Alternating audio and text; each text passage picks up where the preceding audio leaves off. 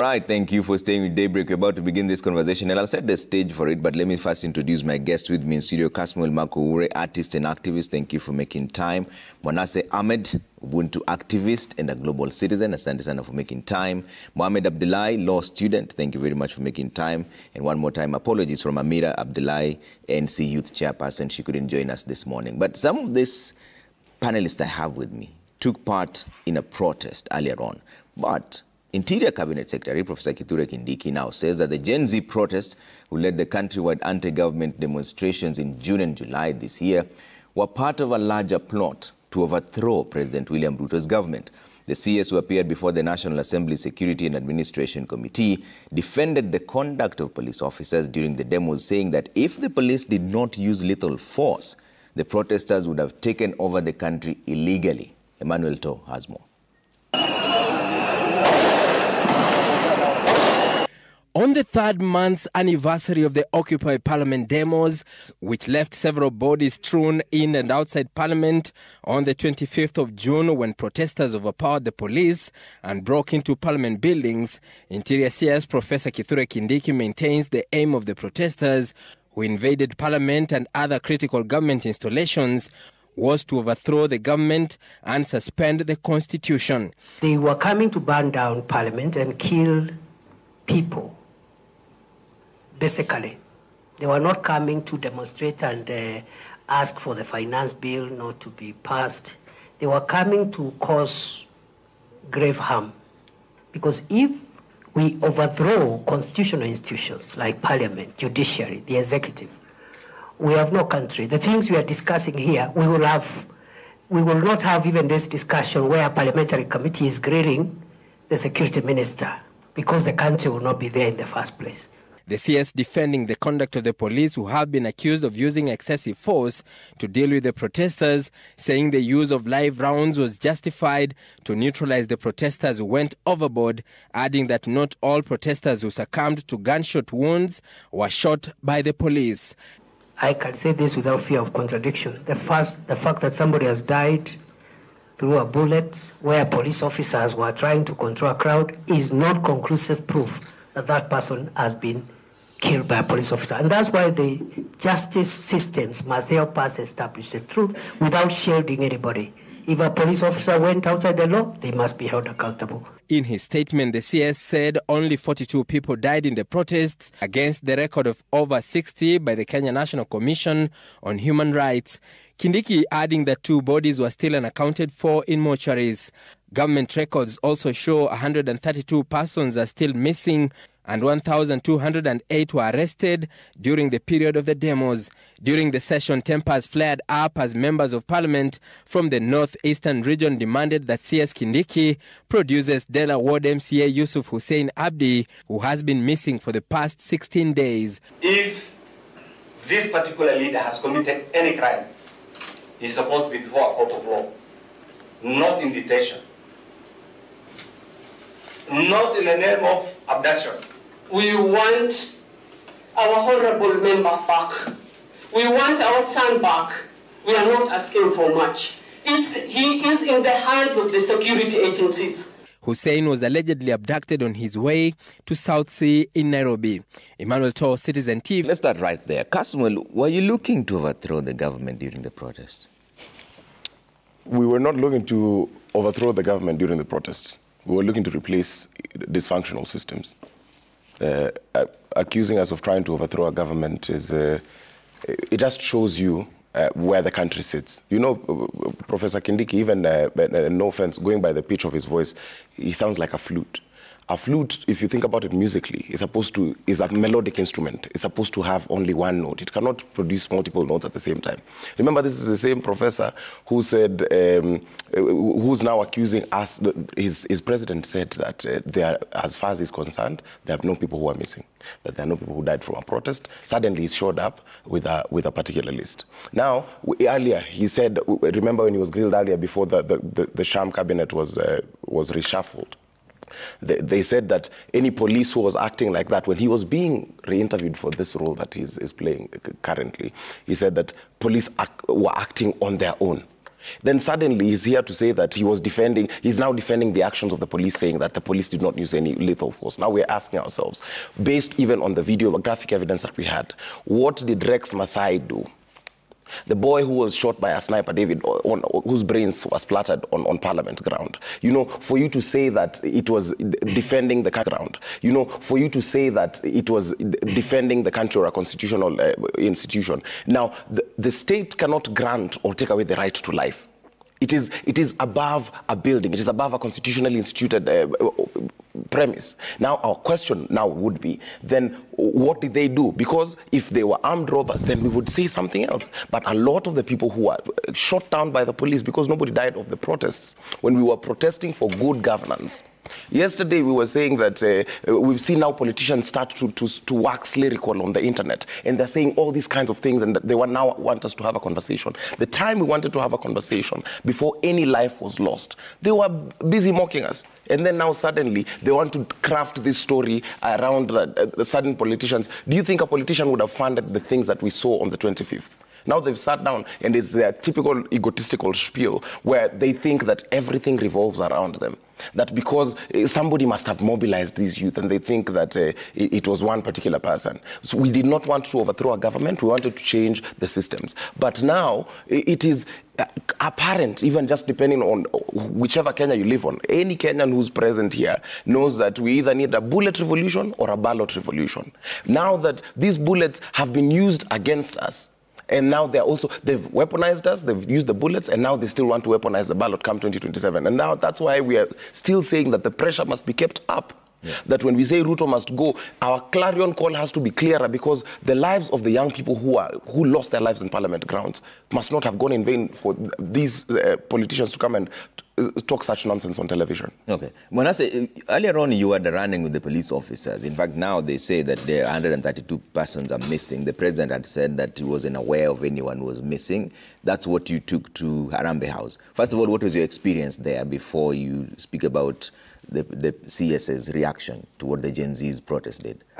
Thank you. On Tuesday, September 24th, together with nine or 10 family members and representatives of Kenyans who had been murdered by the police or abducted and are still to date missing, we had an appointment with the Principal Secretary to deliver a list of all of the names of those who have been murdered and abducted, with proof of burial permits and hospital records and things, because as of June 30th, I believe he said, he does not have any of the names of the deceased, and if he did, he would take firm and decisive action.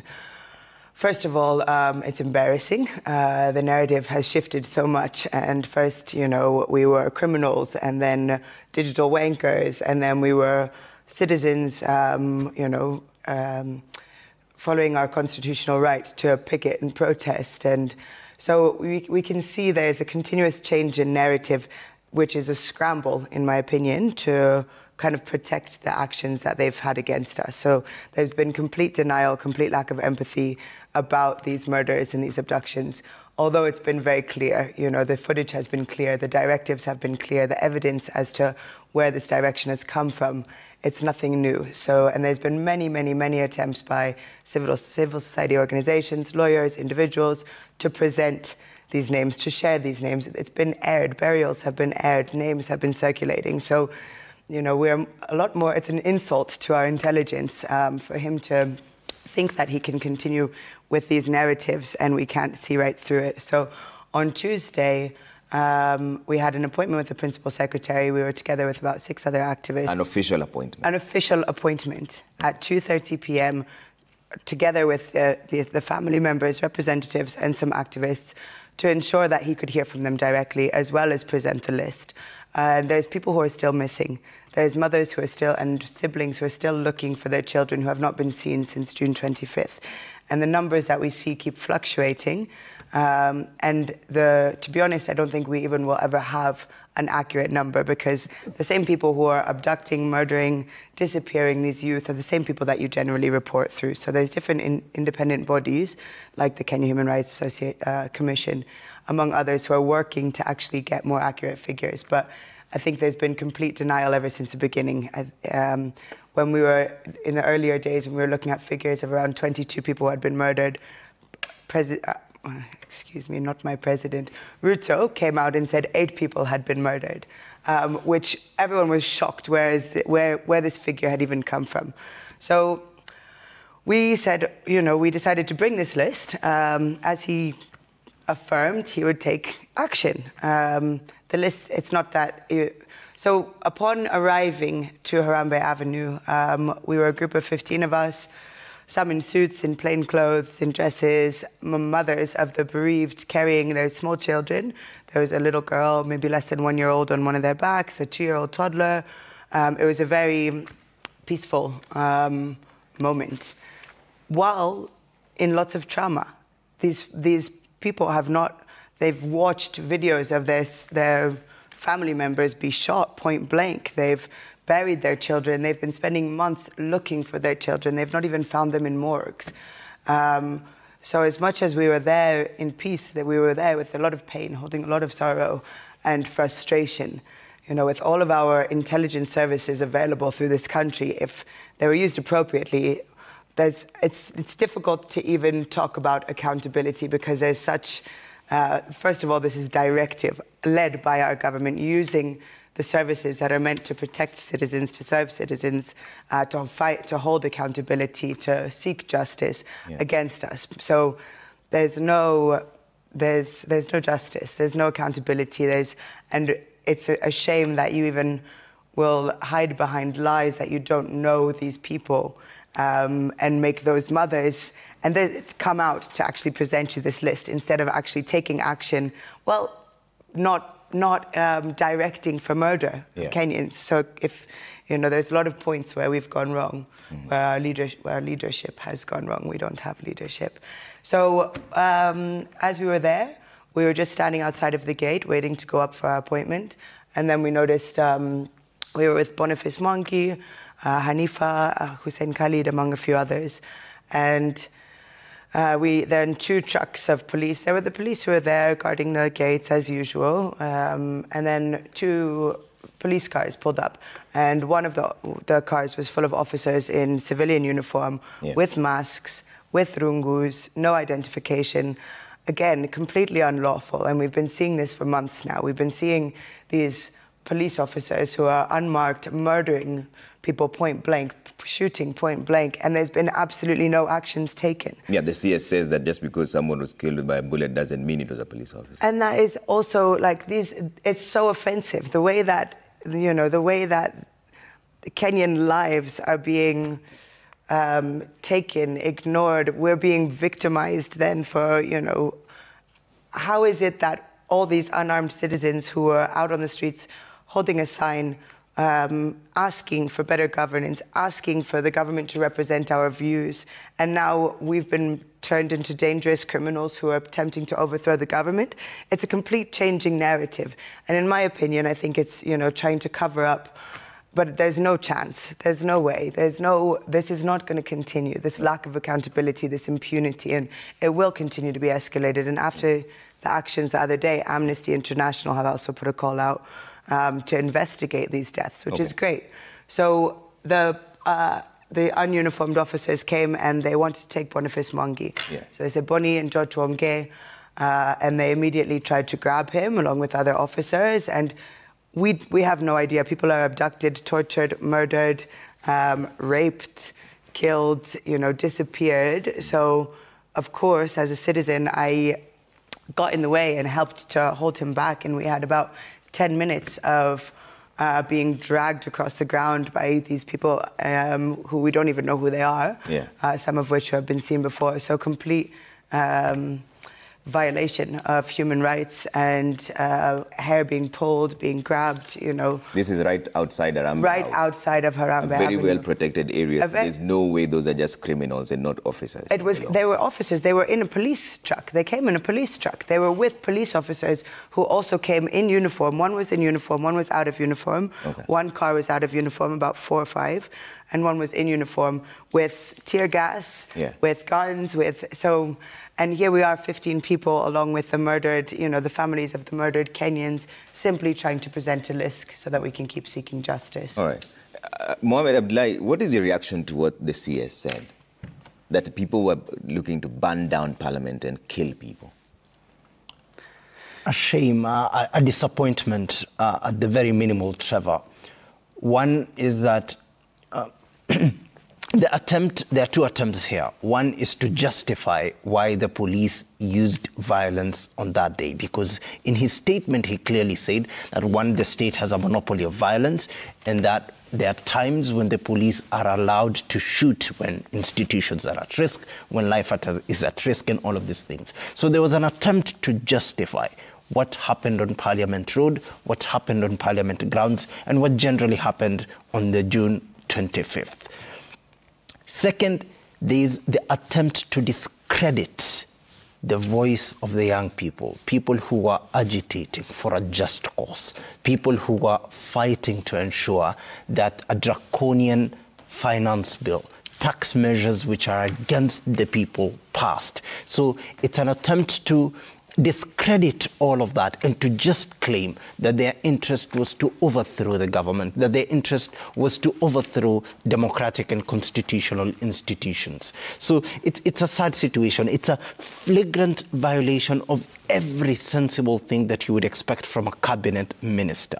No response to why there is so much anger or why people went out on the streets on June 25th, why those things happened. And it's also an attempt now, because we understand that yesterday the DCI put out a statement saying that they were going to pursue some case against some members of parliament for their attempts to overthrow government institutions or constitutional institutions for financing those. So there'll be an attempt, a continuous attempt to link the democratic right and the democratic activities that young people undertook on June 25th to those who probably wanted to grab power, if even they exist. I would argue that they exist in the imagination of those in authority, that there was that attempt. But there will be a continuous link to discredit everything and all the good that young people went out to fight for June the 25th. Yeah. Kasmul, during this protest, were you funded by anyone? This question of funding has always been there. I think now I invite, because the authorities claim that there are politicians who are funding this, I'm inviting any government institution to come and audit my personal life. I'm willing to provide all my bank accounts. I'm willing to even provide the bank accounts of my families and my proxies, my 10 closest friends, for an audit. And I would dare say that I would extend the same offer to fellow activists, to fellow people with whom we were on the front lines, because they will find nothing. This is a thing which I'm hoping that they can do by 9 a.m., that we are served and they ask us for these audits, because they tell us exactly who they are. Because now they are trying to do that thing, and as my good friend Mohammed has said, they're trying to now pin everything into to fit a certain political narrative. And now we will start seeing them running into in circles, because this is a very well orchestrated script. Because remember, the president on CNN yesterday went back to his narrative of criminals. If we truly wanted to oust this government, I totally believe that we, the people of Kenya, would have. And I say this because anyone who attended the protests on the 18th knows where the protests ended. We were dancing outside State House. We were dancing outside a protected area at 6:30. There were thousands of youth up at Chini, around Gate D. If we wanted to occupy, we would have occupied. What was the whole idea of occupation? We were to sit there outside the parliament premises to ensure that these members of parliament did not vote against the people who had elected them. What did they intend doing? Because now what the CS of Interior says, because he says he's police force. Remember, now we've now found a face. Even the police force was faceless at the time. Nobody wanted to take accountability for the police force. The president was calling it an independent institution. When Kindiki was being interviewed, he was saying, oh, you know, these people are acting on their own behest. We have footage of people shooting Kenyans. It means we have an inept police force, because now that's a question we need to ask ourselves. If you're a police person, you're a policeman and you're watching, the CS Interior is saying that you people are so inept that you cannot differentiate a peaceful person from a criminal. Ask yourself what that means. Remember, that is a person who's supposed to defend you. If I come here to represent the Gen Zs in the movement who are frontliners, I cannot say things that bring them to shame. I am willing to have my lifestyle audited to find if we were funded. Your CS is saying that you do not have the mental capability. This is an insult from your government that is saying, as a police person, if you're watching and you brutalize us every single day, your government is in turn saying that you are mentally incapable of differentiating between a peaceful person and an armed person. You are an organization that is so bad that it can be infiltrated just by anyone. That my only qualification now for me to even be a high-ranking police officer, I just need to show up in denims, carry an illegal firearm and wear a mask, and now I am a senior policeman. So if there is funding anywhere for any frontliners, I invite the government to stop playing, because if the state has monopoly over violence, they have monopoly of money. I'm inviting the state. They know us. We people who are on the front line. Our lives are in public. We invite the state to audit us right now.